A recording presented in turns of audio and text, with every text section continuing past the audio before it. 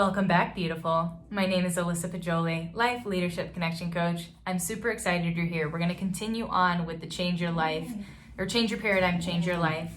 And today I want to talk about developing the confidence to change your paradigm. Because again, what a lot of people don't understand is when you're creating change, it's not just about creating something new, especially in the paradigm world. You have all this intention, focus, micro steps, and awareness into becoming and thinking and showing up as someone else. But there's a lot of resistance in that because there's this reticular activating system and this neuroplasticity that's already developed that's going to be fighting you and telling you to know, like, hey, this is how we do things. No, this is ingrained. This is the habit. This is the behavior. This is how you do it. And so that's why most people fail at transforming their lives or creating the change that they desire.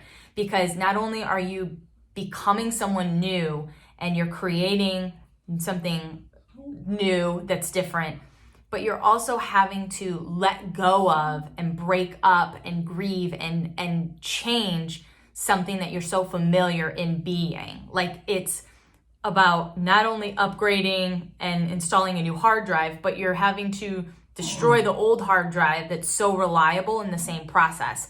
And that's not easy for a lot of people.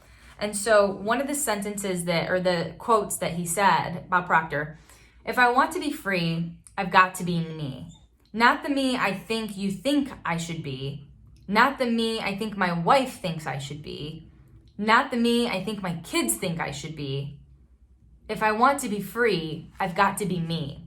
And this goes along with understanding that your reticular activating system and your paradigm and subconscious mind are created as we develop as humans. And they are a condition of who we hang out with, what we watch, what we absorb.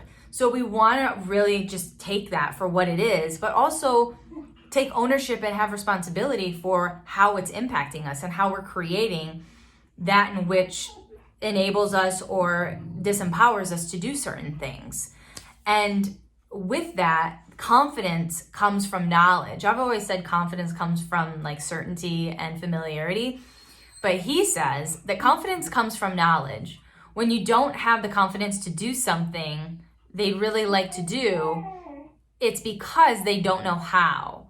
The more you learn how, the more confidence you'll have, which is why repetition is so important. So one of the things that he says is, like, if you focus your attention on what you think of you, everything will work out pretty well, because it's that fundamental awareness of, like, what am I thinking of me? How am I showing up? Am I demonstrating a person and my values that I'm proud of, or am I leaning into the societal conditioning and being and showing up as someone who I think I should be?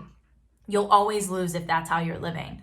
So, I'm just going to wrap this up as, like, what he said is, success is the progressive realization of a worthy ideal. An ideal is an idea that you've fallen in love with. You are progressively becoming aware as you're moving towards the good you desire. So then, if you're not too interested in earning money, you should get interested, because it controls a good part of your life. If you're not interested, it's because your paradigm is trying to stop you.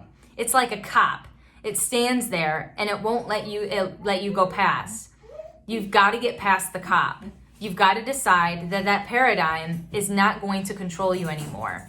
Say, no more, I'm moving ahead, I'm going ahead, and I'm not going to stop. Because success is not where you are, it's where you're going. The basic law of life is create and disintegrate.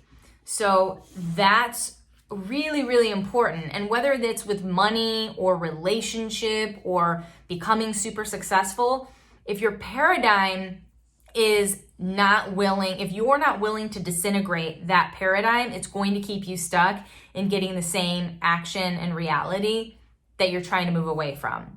So confidence is knowledge. Become aware, take ownership in what you're focusing on, and get into action and have the repetition of what your ideal looks like, feels like, smells like, taste like. That's the goal.